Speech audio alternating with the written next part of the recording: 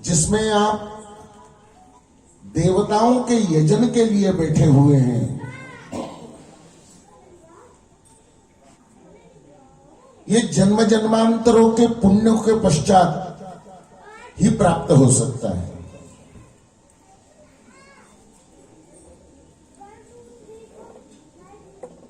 जन्माद्यस्य यतोऽन्वयाहि तरते चार्थेष्व विद्य प्रयाग।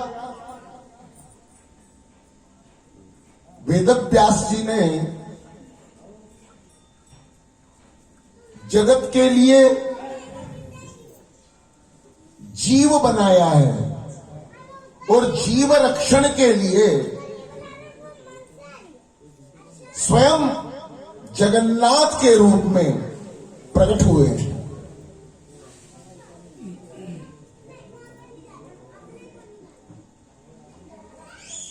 जन्माद्यस्य कस्य जगतस्य जगत्यां जगत इदम जगदम ईश्वरस्य व्याप्तम। इस जगत में ईश्वर कण कण में व्याप्त है।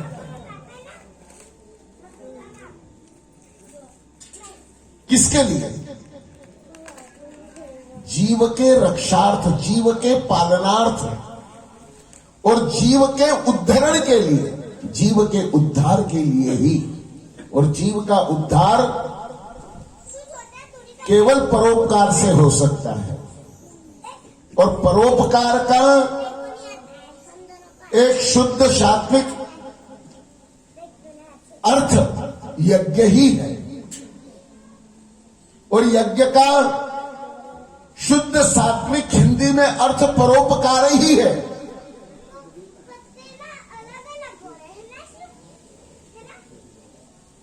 परोपकाराय पुण्याय पापाय परपीडनम। अष्टादश पुराणेषु व्यासस्य वचनद्वयम् परोपकाराय पुण्याय पापाय परपीडनम। 6 शास्त्र, 4 वेद, 18 पुराण। आज के इस कराल कलिकाल में हम लोग इसका अवलोकन भी नहीं कर सकते। पढ़ने की तो बात ही क्या है। परंतु वेदव्यास जी ने हमारे लिए एक ही श्लोक में सारे ब्रह्मांड का ज्ञान एक ही श्लोक में हमें दे दिया है। कौन सा? अष्टादश पुराणेषु व्यासस्य वचनद्वयम् परोपकाराय पुण्याय पापाय परपीडनम। 18 पुराण, 6 शास्त्र, 4 वेद का जो सार है वो परोपकार से पुण्य और परपीडन से पाप। सारे जगत में धर्म के ये 2 ही चक्र हैं। इसको अगर समझ लेंगे तो हमारा धर्म कार्य संपन्न हो गया, हमारा यज्ञ कार्य संपन्न हो गया। परोपकार से पुण्य और परपीडन से पाप। बस जीवन में ये 2 बातें याद रखना कि हमारे जीवन में सुबह से रात्रि तक हम क्या कर रहे हैं। हमारे द्वारा किसी को पीड़ा तो नहीं हो रही है। हमारे द्वारा आज क्या सत्कर्म हुआ है, यही प्रातःस्मरण में हमें याद रखना चाहिए। क्योंकि मानव देह जो है ना, 84 लाख योनिया यानी चींटी से लगा के हाथी पर्यंत तब हम भोग भोग कर आए हैं। कोई भी योनि नहीं छूटी है हमारी। तो इसके लिए करोड़ों करोड़ों करोड़ों वर्ष लग चुके हैं मानव देही मिलने के लिए। और उसमें हमारे द्वारा कुछ दोष ही हुए हैं। ये तो भगवत कृपा है। भगवान ने सोचा कि मेरे ही द्वारा जीव को मैंने उत्पन्न किया और बेचारा कितने कितने जन्मों में कष्ट भोगते भोगते उसने एक दया की है मानव जन्म देकर। मानव जन्म में भी अच्छी जाति में पैदा किया, अच्छे परिवार में पैदा किया। तो भगवान का हमने बहुत उपकार मानना चाहिए कि भगवान ने हमारे ऊपर उपकार किया और मानव बनाया। मानव में भी अच्छी योनि दी और अच्छी योनि में भी अच्छा परिवार दिया और अच्छे परिवार में भी अच्छे गुरु हमें दिए, अच्छे तीर्थ स्थान दिए, अच्छे उपदेशक दिए। ये और भी हमारा पुण्य है। तो आप सभी लोग बहुत बहुत पुण्यवान हो। ये जो मानव देह दुर्लभ देह, देव दुर्लभ देह, देवता भी मानव बनने के लिए तरसते हैं। सोचिए आप, क्योंकि उनको एक जैसा स्वर्ग में सुख है, एक जैसा वायुमंडल है। हमको भी रोज कोई गुलाब जामुन अगर खिलाए ना रोज, तो उससे हमें भी परहेज हो जाएगा। उनके लिए वही है। तो वो तरसते हमारे जीवन देखकर कि हाँ, मानव को कितना सुख है। तो देव दुर्लभ जीवन जो मानव, बड़े भाग्य मानुष तन पावा, बड़े भाग्य से मिला है और देवताओं की कृपा से यह जीवन मिला है। और ये जीव देवता की कृपा से मिलने के बाद में भी हम उसे ऐसे ही अगर बर्बाद कर दें,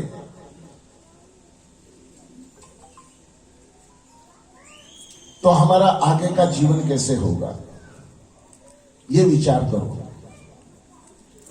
इसीलिए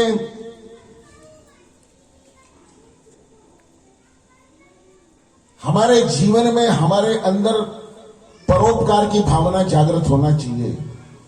भले ये बड़े बड़े यज्ञ न कर सके हम,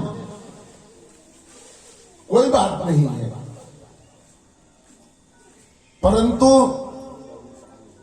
इन यज्ञों का ज्ञान प्राप्त करके, यज्ञ किस लिए किए जाते हैं, यज्ञ किसके लिए किए जाते हैं, यज्ञ क्यों किए जाते हैं,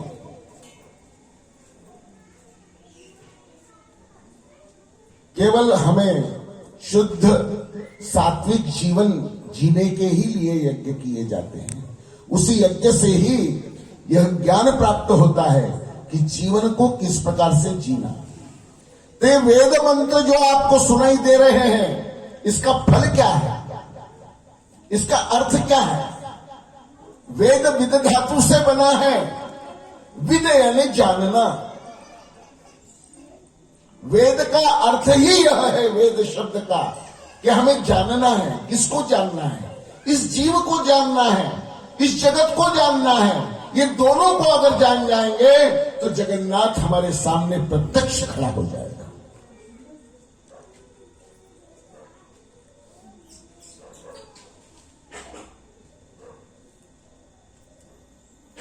और यह मानव देही ही देव देह बन जाएगा।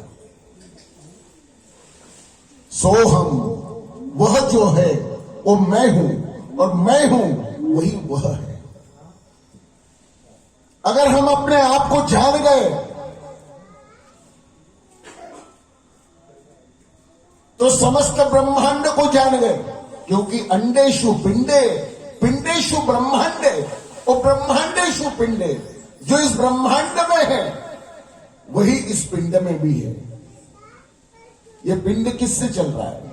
यहां जो भी ये पंचकुंडात्मक यज्ञ हुआ है,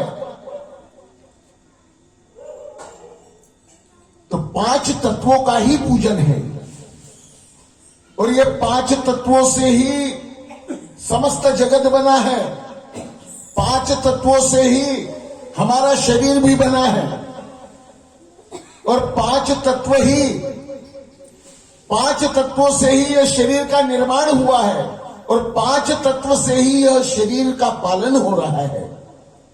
और 5 तत्व को उत्पन्न करने वाला ही ये यज्ञ है, क्योंकि यज्ञात भवति पर्जन्य, पर्जन्याद अन्न संभव, अन्नाद भवन्ति भूतानि, यज्ञ कर्म समुद्भव।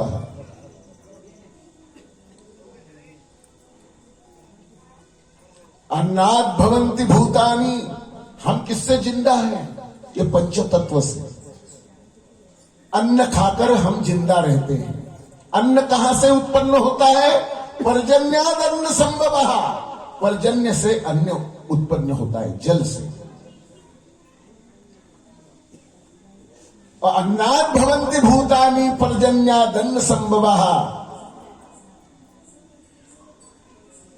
और यज्ञात भवति पर्जन्य, पर्जगन, यज्ञात भवति पर्जन्य, यज्ञ से ही पर्जन्य होता है, पर्जन्य से अन्न होता है, और इसीलिए यज्ञ कर्म करना बहुत ही जरूरी है। यज्ञ कर्म किसे कहते हैं? यज्ञ कर्म का शाब्दिक अर्थ है परोपकार, परोपकार, परोपकार। तो हमारे जीवन में हमारे हाथ से परोपकार करना चाहिए। परोपकार में क्या है? देवताओं का आराधन, पूजन, यजन, याजन, यज्ञों के द्वारा ही उदर भरण नोहे जानी से यज्ञ कर्म। ये भी एक यज्ञ कर्म है। हम जो आहुतियां डाल रहे हैं शरीर में, ये भी एक बहुत बड़ा यज्ञ है। वदनिक वल घेता नाम घ्या श्री हरीचे, जीवन करी जीवित्वा, अन्न है पूर्ण ब्रह्म। अन्न ही पूर्ण ब्रह्म के रूप में हमारे सामने साक्षात है, और उस अन्न का उत्पादन करने वाला इंद्र देवता है। उसी का यहां पर होम, पूजा, हवन, ये देवताओं की तृप्ति हम करेंगे तो हमें पर्जन्य प्राप्त होगा, जल प्राप्त होगा, और जल से हमारा जीवन हमें प्राप्त होगा। अब ये तो दुष्टों को भी मिल रहा है, बदमाश गुंडों को भी मिल रहा है, सबको मिल रहा है। वो देवता किसी के साथ फर्क नहीं कर रहा है। हमारे कर्मों के ही द्वारा हम नीचे, बीच में, ऊपर ऐसे जाते हैं। कुर्वन्ने वेह कर्माणि, सुनाओ एक ऋचा। कुर्वन्ने वेह कर्माणि विगजदग्गो समाः एवं द्वैनान्यधे दोस्ति न कर्म लिप्यते नारे। कुर्वन्ने वेह कर्माणि, अच्छे कर्म करने की आज्ञा वेद नारायण दे रहे हैं। अच्छे कर्म क्या है? सत्यम वद, बस सत्य का पालन करो। उसके बाद में आता है धर्मम चर, जब भी हम धर्म के ऊपर चल सकते हैं। केवल एक व्रत का धारण कर लो। हमारा पंथ सत्य हो, हमारी वाणी सत्य हो, हमारे नेत्र सत्य हो, हमारी श्रुति कर्णरंध्र सत्य हो। इससे ही हमारे जीवन में हमारे आचरण, आचार की शुद्धि हो सकती है, हमारे धर्म की मर्यादा की स्थापना हो सकती है। और ऐसा नहीं करेंगे तो असुरजा नामते लोका, असुरों की योनियां हमारे सामने है। ये मानव देही को सुधारने के लिए कर्मों की ही प्रतिष्ठा की गई है। वो कौन सा कर्म? सत्य कर्म, धर्म कर्म। और धर्म केवल सत्य ही हो सकता है। धर्म का अर्थ होता है धारयति धर्मः, जो हम धारण कर रहे हैं वही धर्म है। धर्म का शाब्दिक अर्थ है धारयति धर्मः, धार्य, जो धारण करे वो सत्य को ही धारण करे। और जब सत्य की प्रतिष्ठा हमारे अंदर हो जाएगी तो देवताओं की प्रतिष्ठा भी हमारे अंदर हो जाएगी। ये जो भी कुछ शुभ कर्म आप कर रहे हो, इसका फल क्या है? अनंत अनंत जन्मों के उद्धार हो गए। जो भी हजारों, आज कितनी आहुति हो गई आचार्य जी? आज ही 70,000 आहुति हो गई है आप लोगों के द्वारा जो प्रदान की है। और इसमें कई ऋषियों की आहुति है, देवताओं की आहुति है, यहां तक कि भूतों की आहुति है, प्रेतों की आहुति है उनके उद्धार के लिए। और समस्त ऋषि मुनिया, देवता, नदियां, गंगा, यमुना, सरस्वती, भागीरथी, गोदावरी, तुंगभद्रा, समस्त समुद्र, समस्त ब्रह्मांड के जितने भी देवी देवता हैं, उनका आप लोगों ने आज यजन किया है, उनको तृप्त किया है आहुतियों के द्वारा। और इसका माध्यम क्या है? अग्निमीळे पुरोहितम यज्ञस्य देवम ऋत्विजम होतारम रत्नधातमम। साक्षात देवताओं ने ही अग्नि नारायण के द्वारा आप लोगों ने अन्यान्य जितने भी देवता हमारा पालन पोषण कर रहे हैं, उनको आपने आहुतियां प्रदान की है। उस स्थान की कितनी बड़ी महिमा है। ओंकार वैडूर्य मणि पर्वत, ऐसा विशिष्ट पर्वत जिसमें देवी देवताओं ने भी बड़े बड़े यज्ञ, मानधाता जैसे राजा,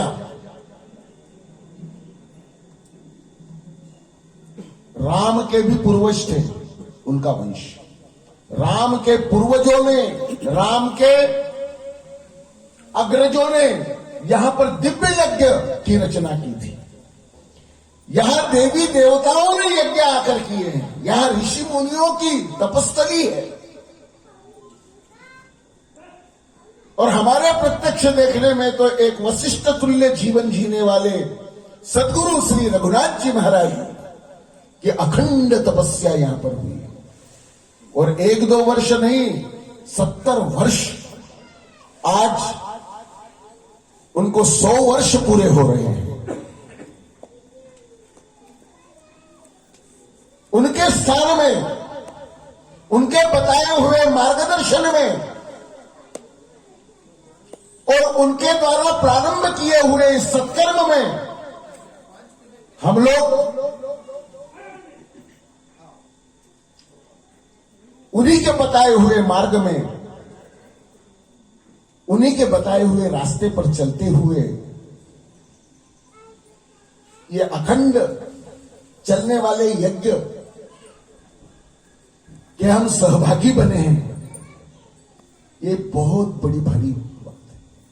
और इसके सहभागी हम लोग बने हैं तो हमें यह दर्शन हो रहा है कि इसमें जो भी सहभागी बने हैं या जो भी इसे सुन रहा है इन वेद मंत्रों को, वह अवश्य ही अपने जीवन का पूर्ण उद्धार कर रहे हैं। और अवश्य ही ये बहुत बहुत पुण्य है उनकी जन्म जन्मांतर की तपश्चर्या है जो यहां पर बैठकर उनके ही द्वारा यजन हो रहा है।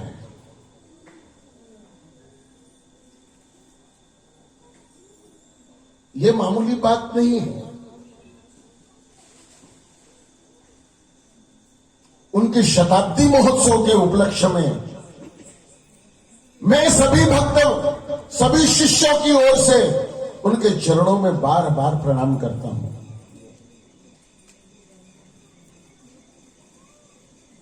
उनका वंदन करता हूं, उनका अभिनंदन करता हूं कि उन्होंने हम जैसे पाषाण अनभिज्ञ लोगों को भी एक ऐसा मार्ग बताया और ऐसा मार्गदर्शन करवाया कि कई कई जीवों के ऊपर कृपा करके हमारे जीवन को कृतार्थ कर दिया। क्योंकि गुरु मार्गदर्शक नहीं है, उन्होंने किसी को उपदेश या प्रवचन नहीं दिए, वो स्वयं मार्ग बन गए, स्वयं मार्ग बन गए, स्वयं कर्तृत्व करके स्वयं प्रमाणित कर दिया कि इस प्रकार से जीवन को जीना। उनके उद्गार थे, ब्राह्मणस्य च देहोयम कृच्छ कामाय नेच्छति। ब्राह्मण का शरीर क्षत्रिय रक्षा के लिए है और क्षत्रिय का शरीर समस्त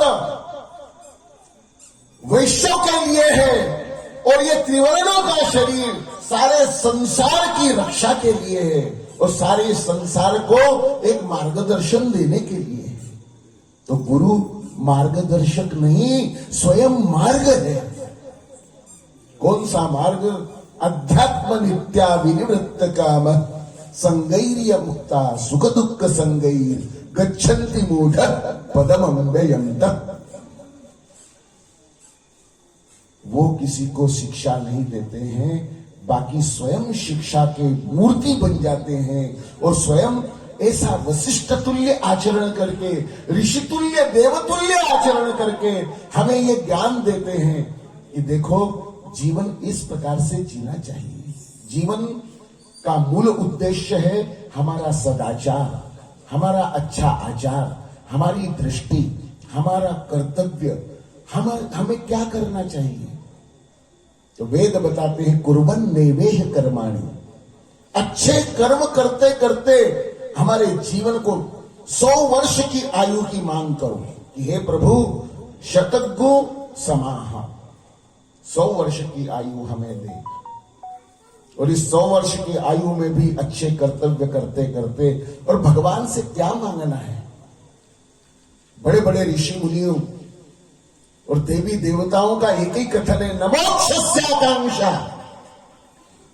अरे प्रभु मुझे मोक्ष की भी इच्छा नहीं है, भगवांछा पिचन में। बड़े बड़े भवनों की इच्छा नहीं है, बड़े बड़े सुख की इच्छा नहीं है। न विद्यानापेक्षा, न ज्ञान की इच्छा है, न विज्ञान की इच्छा है।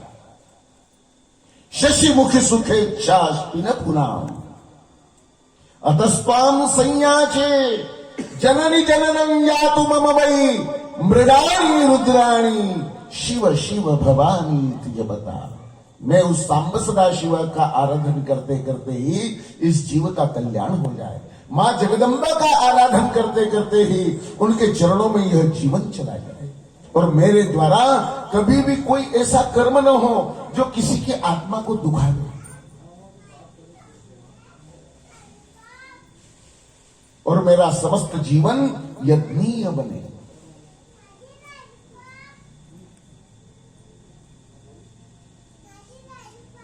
जिस प्रकार ऋषि मुनियों ने, हमारे पूर्वज कौन थे? ऋषि मुनि थे। हम ऋषियों की संतान हैं, हम उन देवताओं की संतान हैं। एतद् देश प्रसूतस्य सकाशाद्यग्र जन्मनः। अपने स्वरूपों को पहचान के हमारे ऐसे कर्तृत्व हो जीवन में कि लोग याद रखें कि हां, मरावे परी कीर्ति रूपे उरावे। मरने के बाद में भी अपने कर्तव्य को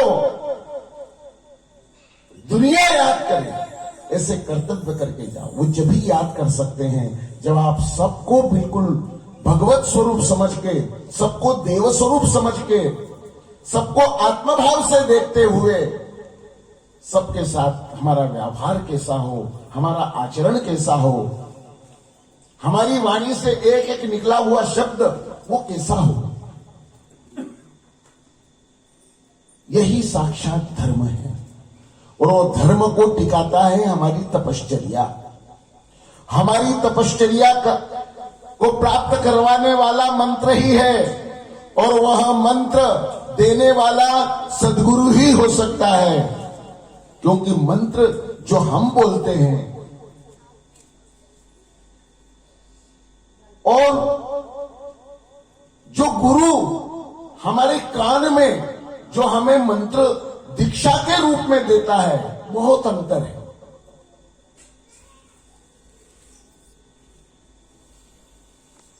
वो एक उसकी तपश्चर्या से उस मंत्र को सिद्ध करके,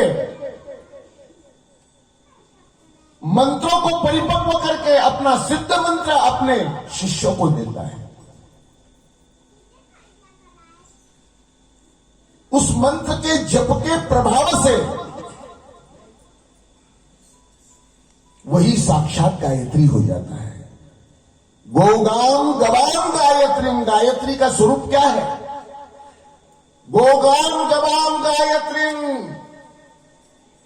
गायत्री तरंगान गायत्रीम, गायंत्रम त्रायते नमः इति गायत्री। वही गुरु के द्वारा प्रदत्त मंत्र ही, भले वो राम राम हो, ओम नमः शिवाय हो, ओम नमो भगवते वासुदेवाय हो, वही गायत्री बन जाता है। क्योंकि गायत्री, ब्रह्म गायत्री का अधिकार सभी को नहीं हो सकता है। एक विशिष्ट ब्रह्म तत्व में जन्मा हुआ बालक, उसको भी गायत्री का अधिकार नहीं है। दूसरों की तो बात छोड़ो आप। आज भी जो परावेत्ता विद्वान लोग हैं, मन में ही गायत्री करते हैं, मनसा, बोलने का भी अधिकार नहीं। तो अपने अपने वर्ण धर्माश्रमों के अनुसार धर्म क्या है? यजनम, देश जाति धर्म शिक्षा दीक्षा रक्षायति यज्ञः।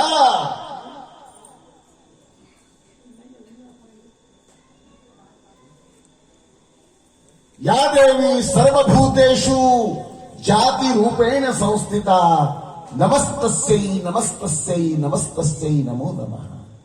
मैं गोत्रों के रूप में, नाम के रूप में, जाति के रूप में, श्रद्धा के रूप में, विश्वास के रूप में, मेरी शक्ति के द्वारा मैंने दिया है। जाति के भी रूप में मैं विराजमान हूं। तो अपनी अपनी जातियों के रूप में भी हमें बहुत गर्व करना चाहिए, भले कोई सी भी जाति है। अरे जब मिट्टी की जाति है, अन्न की जाति है, गेहूं भी कितनी जाति के होते हैं, अपन बोलते हैं। अरे पशु पक्षियों की जाति है, कौन से नस्ल की गाय है, कौन सी जाति की गाय है। तो क्या अन्न की भी जाति है? हाँ है। पशुओं की है, पक्षियों की है, वृक्षों की जातियां हैं, फलों की जातियां हैं। समस्त संसार में जितने भी कुछ दृष्टिगोचर हो रहा है, वो सबकी जाति, और सभी ने अपनी अपनी जातियों के ऊपर गर्व करना चाहिए। हम जातियों को तो बहुत मानते हैं, और कोई हमारी जाति सूचक शब्द बोल देता है, वाह, अहंकार उत्पन्न हो जाता है उसमें। ना, उस जातियों के जो जो कर्म है ना, वो कर्म नहीं छोड़ना, वही उनका धर्म है। एक परम संत रहदास,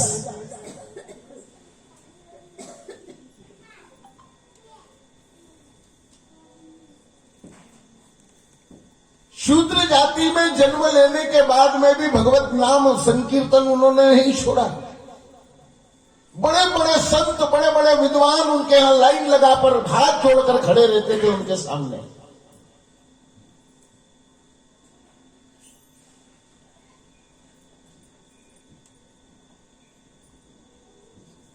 जूते बनाना, चप्पल बनाना। एक संत ने आके पूछा, रविदास तुम्हारे पास इतने बड़े बड़े संत लोग नमस्कार करते हैं, पर फिर भी तुम अपना कर्म नहीं छोड़ते हो। इतने भक्त तुम्हारे बन गए, इतने उच्च कोटि के संत हो आप, फिर भी ये कर्म क्यों नहीं छोड़ते हो? रविदास जी कुछ नहीं बोलते थे। एक तो पीछे पड़ गया उनका भक्त, बोले पहले तो आप मुझे ये बताओ कि रविदास जी आप इतने विद्वान हो, इतने तपस्वी हो, कि ये बनाते बनाते भी आप भगवान का नाम नहीं छोड़ रहे हो। इतने उच्च कोटि के तो बड़े बड़े ब्राह्मण भी आपके सामने खड़े रहते हैं, नमस्कार करते हैं, आपको इतना मानते हैं, ये क्या चमत्कार है?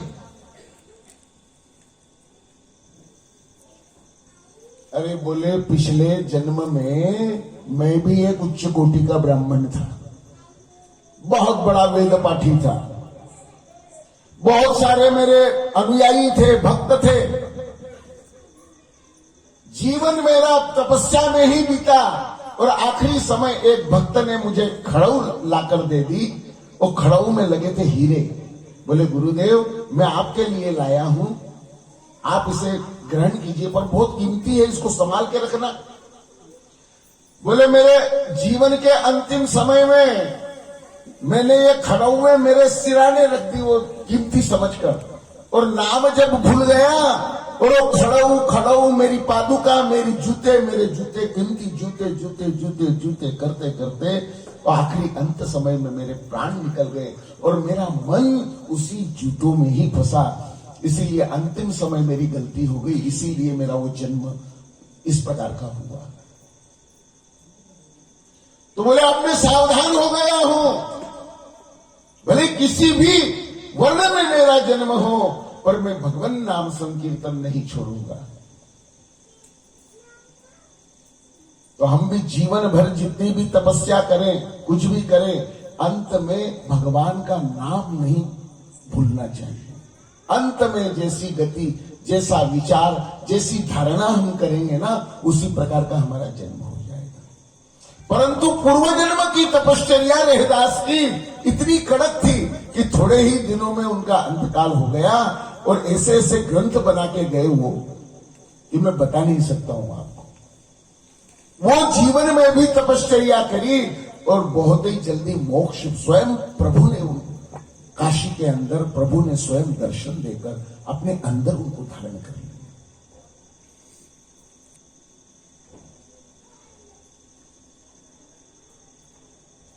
इसीलिए भगवान नाम संकीर्तन कभी भी मनुष्य ने नहीं छोड़ना चाहिए। जपात सिद्धिर न संशयः। जो भी हमें गुरुदेव ने मंत्र दिया है, उस मंत्र का निधिध्यासन पूर्वक, पूर्णनिष्ठा पूर्वक रोज, ज्यादा न बने तो कम से कम एक माला तो करना ही चाहिए।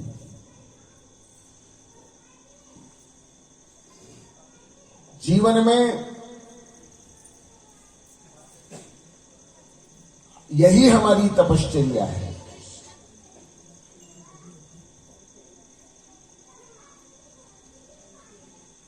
हमें भगवान को अगर समझना है तो सबसे पहले अपने आप को समझो, एकांत में बैठकर ध्यान करो कि भगवान ने मुझे ये जन्म दिया है, क्यों दिया है, इसका क्या अर्थ होता है, मेरा कर्तव्य क्या है, मैंने क्या करना चाहिए, जो भी मुझे धन द्रव्य मिला है, जो ऐश्वर्य मिला है, जो नाम मिला है, वो किसके द्वारा मिला है, क्यों मिला है। ये जन्म जन्मांतर के पूर्व जन्मों में आप कुछ करके आए हो, जभी लिए ऐसे गुरु मिले हैं, ऐसे स्थान मिले हैं, ऐसे सत्संग मिला है, ऐसे यज्ञ मिले हैं। ये जन्म जन्मांतर के आप लोगों के पुण्यों के बिगर असंभव है।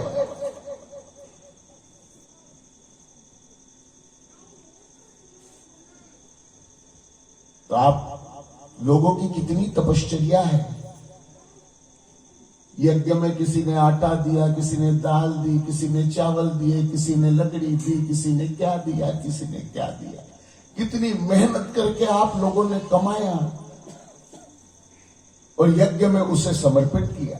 कहां से चल के आए, अच्छे अच्छे घरों में डल्लप के गद्दे पर सोने वाले यहां पर पड़े हैं नीचे जंगलों में। ये मामूली बात नहीं है।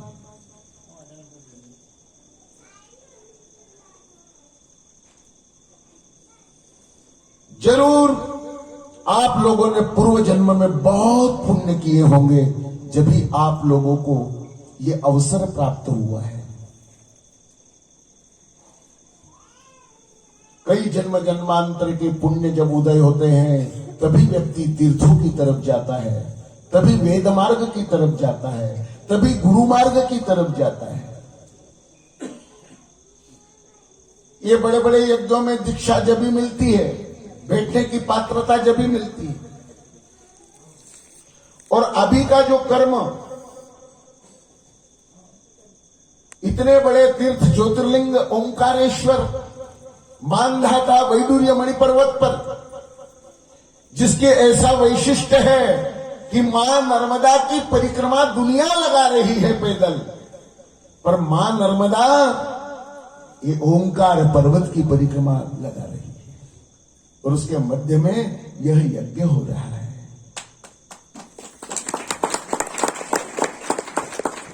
और वो यज्ञ भी गुरुदेव की शताब्दी के उपलक्ष्य में हो रहा है, जो हर 3 वर्ष में होता है।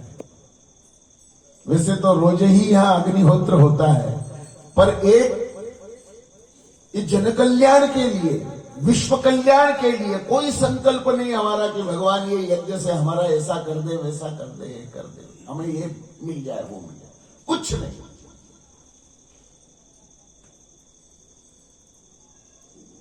धर्म की जय कब होगी?